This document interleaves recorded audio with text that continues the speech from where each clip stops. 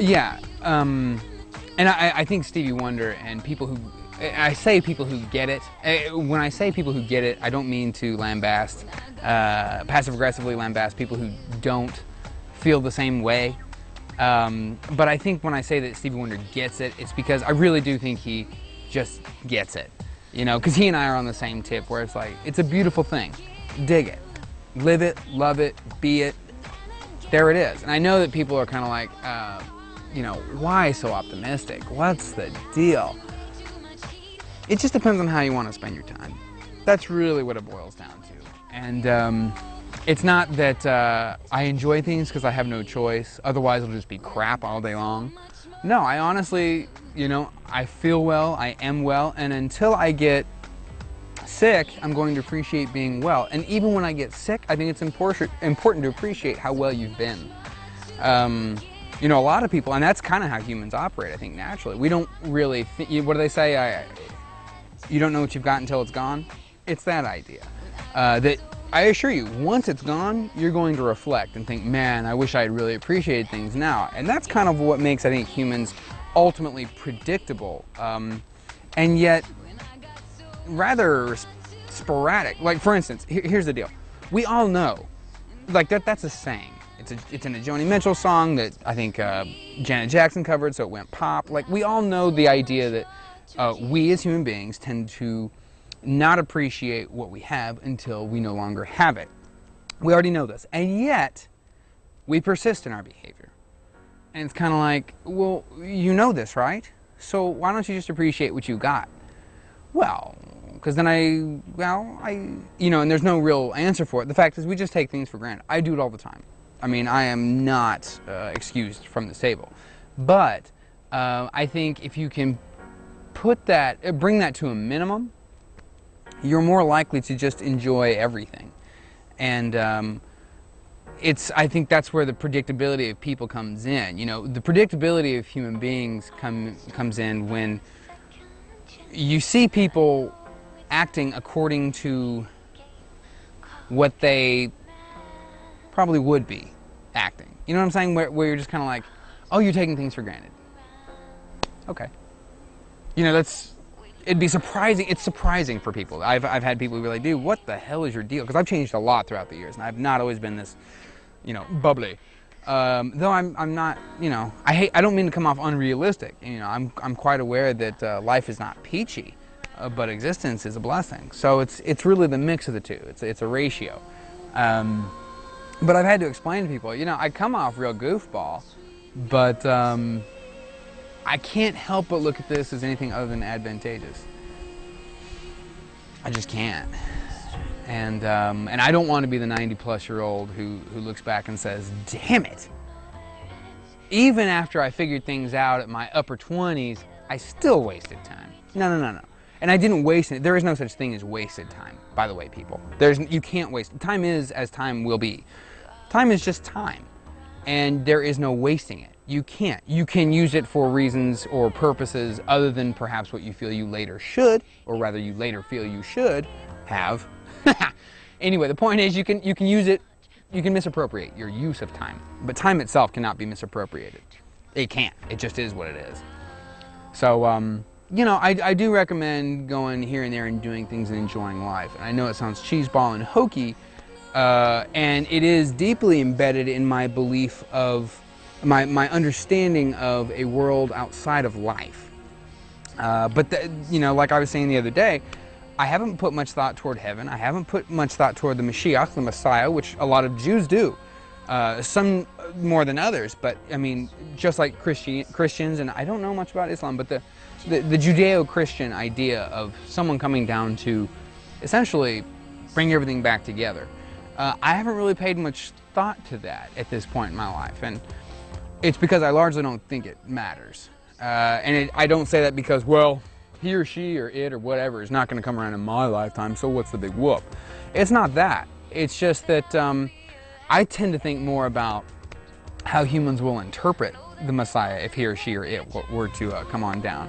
First of all, you know, you look at all the religions who believe in kind of the Messiah figure, and you kind of wonder, well, what if that figure came down And let's say, just for the sake of argument, that figure is that figure, the Messiah. Bam, there it is, done deal. If that's the case, and let's just go with, well, let's not be specific. Okay, so the Messiah comes down. That person happens to be of a certain religion. Or let's go with that. No, is non-religious. The Messiah comes down, is non-religious, which in my opinion is the only thing that makes sense. I don't think a Messiah figure, because a Messiah would be all-encompassing, right? That's humanity. And people kind of agree that it's all humanity. And the way people tend to look at that as well, then we need to convert the entire world to our religion so that we can all be on the same page when our Messiah comes. And that's where you got the evangelicals and all that stuff. And evangelism in general.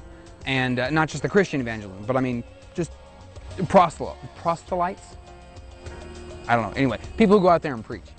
And try to convert people to their cause. And the idea is usually bring you in the fold, save your life essentially, because when the Messiah comes down, you're going to be in, dude. You got a ticket. And it's kind of like, okay, great. But because the likelihood of that is, the all-encompassing likelihood of that is essentially nil, I tend to think that if a Messiah were to be truly, if a Messiah were to truly embody what I think, because remember, we are all created by God, and everyone will say that. Oh, well, God created us all. God loves us all, except for them, is what we later develop to say. But no, I mean, at the root, we all know, red and yellow, black and white, they are precious in His sight. We know this. So it's kind of wild that as we evolve and as we become one with our indoctrination, we tend to pick sides and draw lines, and in some cases throw bombs and wield swords and a number of other things. It's one of those where okay, so let's just assume the Messiah comes down. Messiah is totally non-religious. My question is, do you think, knowing what you know of humankind, you can survey yourself or others or just kind of reflect, do you think that religious people, of which the world has many, many, many, do you think religious people would actually accept the idea, much less the reality, of a non-religious Messiah?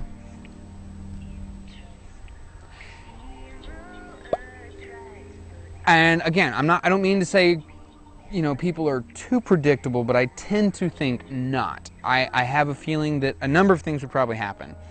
The people would probably dismiss that person as the Messiah altogether, which means we'll probably continually, you know, let's say we get a number of Messiahs. Let's say we have a Messiah floating around here somewhere, but he or she is not this or not that or whatever.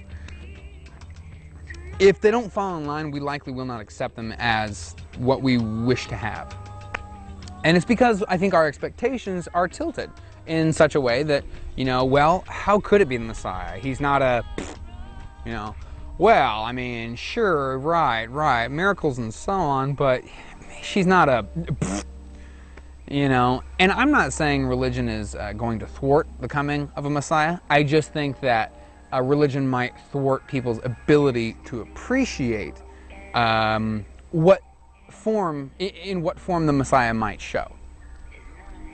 You know, for all we know, I mean, because I think the Messiah idea is redemption for many people, and I know for others it's more along the lines of it's more in tune with